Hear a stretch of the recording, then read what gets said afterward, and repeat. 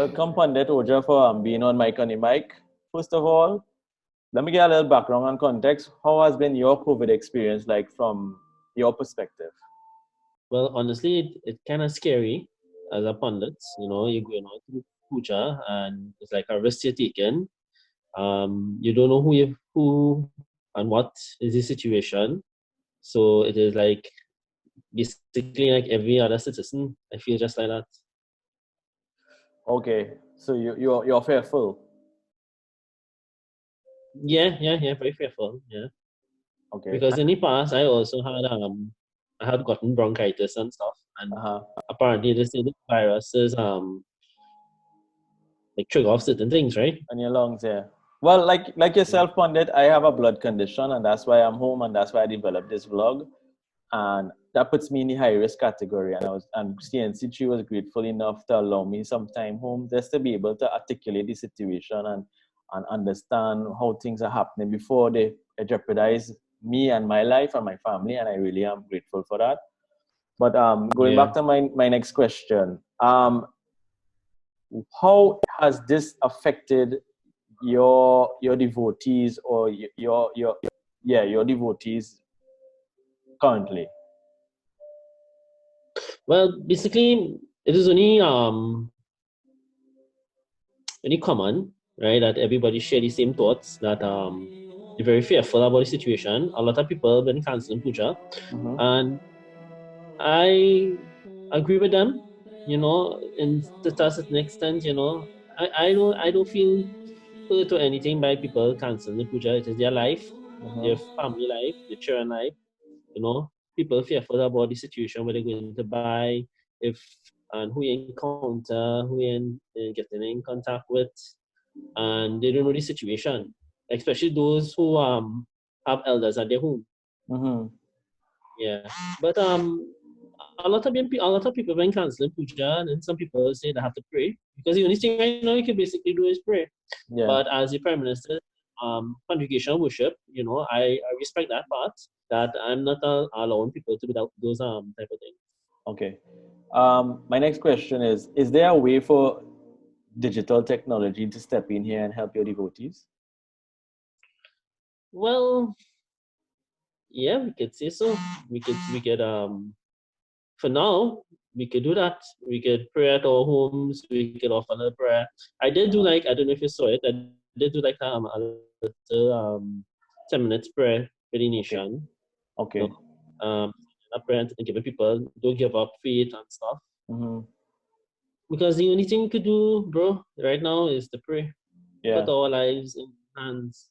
But we also have to, even in our scripture says, God say you have to help yourself and then He will help you, right? So we can't depend on God all the time. We have to have a lot of logic and common sense towards it also. And my next question is: I know there are some rituals that you perform. Is it that it has the same effect digitally, or is it something that you need to be in person in order for it to get done? Well, most of the rituals that a pundit will perform would, in detail, the pundit have to be there to perform the rituals, right? For the devotee who is sitting to perform the puja. Because as you know, by sitting in a phone and showing people what to do is not the same thing in being there. Some people just want the comfort of the pundit being there. Basically, the pundit is the instrumental part of the puja to guide people. We don't take people to God, but we guide people and show them what to do and teach them how to do these things. And just as everything else, via phone and stuff, is just technology, and it helps us at a certain degree, a certain angle. Yeah. Is there any advice you could give your devotees to make this adjustment at this time period dealing with the COVID? Well, I would say, right, I am how to say, I'm non-political, by the way, right?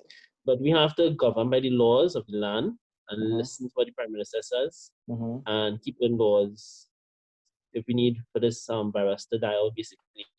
Because by we play that we know everything, that how Trinidadian things, and they enter in society, high risk of bringing it back to their home. And the more the virus will live on, basically, is common sense. The virus will live on a host. And from host to host, will continue to go like that. Okay. So the Prime Minister is right in that way that, you should stay at home, and probably 2 weeks span, we don't know.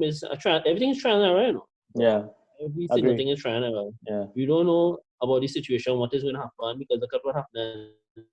Trinidad is basically a small country with 1.3 million, and then there's a lot of people in the world that is covered by this, like thousands, and people that are already thousands. We could do what we could do with whatever basic resources we have right now.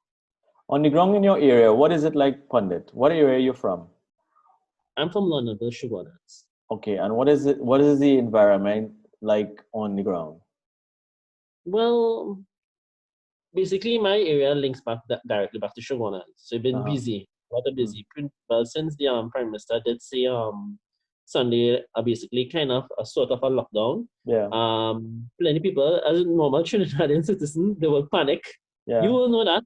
Yeah. You will see this, and tomorrow we're going to get even worse with the situation. Yeah. And that's that. And I think, like, if it is that we use our critical judgment and critical thinking and embracing the technologies, there are ways around stuff without putting yourself at risk. And that's the information and the direction I want to go with the channel. With Mike here on the mic, is that, let's find a way to lower the risk. Even if you have to take a risk, lower it as much as possible. Wash your hands, use the hand sanitizer, make sure you're social distance, make sure you're aware of the people around you. If it is that something can happen now, don't force it to happen. Take your time, do it when there's less people around, That's the information we're trying to push forward. But then, winding up and I guess wrapping up the interview now, is there anything else you'd like to add to your devotees first and then to the citizens of Trinidad and Tobago? Well, I would like to know if, like, pundits, and other religious leaders are non-essential. For example, I don't know if you're too familiar, but forget about normal prayers, if so be it, right? But there are, like, when people perform funeral ceremonies, right? Yes. There are other things that lead up to it, like a bandara ceremony, also shaving and stuff. These things, people have to know if they are able to conduct their rituals. And these are things that basically you can't stop. And this can be done via technology, basically. Yeah. And it doesn't happen on one day, it happens over the course of several days. Yes, it depends from the deceased. When the person dies, from the death of the fire, they check in 10 days, then they check in 2 days, 2 or 3 days after, depends on 12 or 13 days, and that's how it goes on. Well, I empathize, and I don't have the answers. I hope somebody who's out there who does have the answer is able to answer that question. But I want to say, Pundit, thanks for reaching out. Thanks for being on Mike on the Mic. This was a very informative interview, and I hope we go ahead with the message to citizens of Trinidad and Tobago and to your devotees that priority is life first, and being able to secure your family and your friends are important at this time. Let's flatten that curve together. Take care, Pundit. Yeah, I believe so. We have to do this together.